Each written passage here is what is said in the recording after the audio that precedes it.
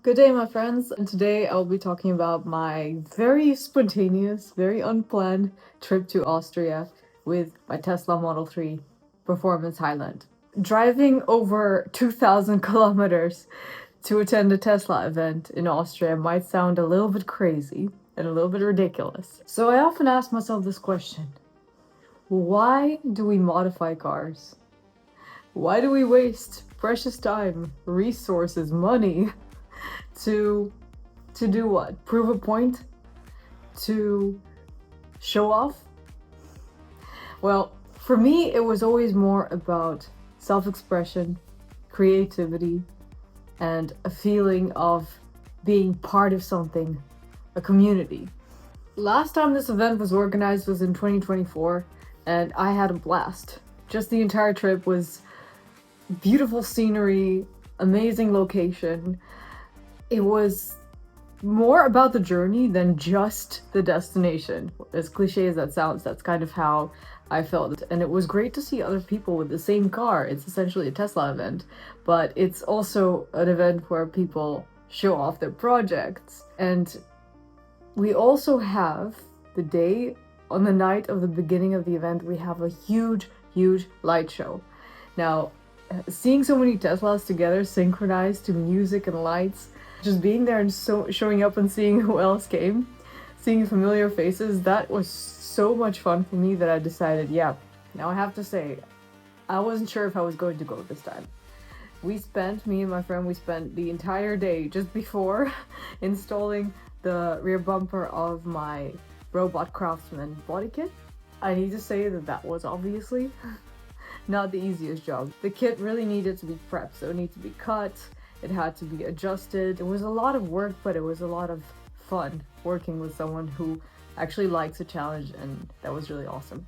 So we managed to get that kit installed, and the next day I just drove out.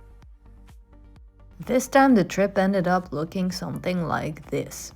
Day number 1 is roughly 7 hours of driving, cramming in some charging time, meeting some people who go to the same event, what a surprise, sleeping in a beautiful, slightly mountainous area of Germany, and driving out into Austria the next day, swimming in a couple of lakes, arriving, going to the light show, and meeting some people who are also there for the light show. Next day, tuning competition, more meeting with people, trying to cram in a little hike there, because yes, one day in Austria means one little hike.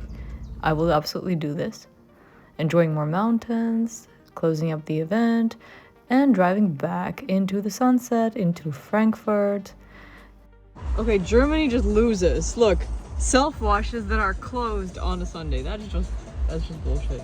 I have a bit of a tree sap situation, as you can see. I was parked overnight and then this happened. Luckily, I found a detailing studio. Believe it or not, by sheer luck. And that concludes the trip. One more stop near Cologne to charge and to wash the car, and then I am home.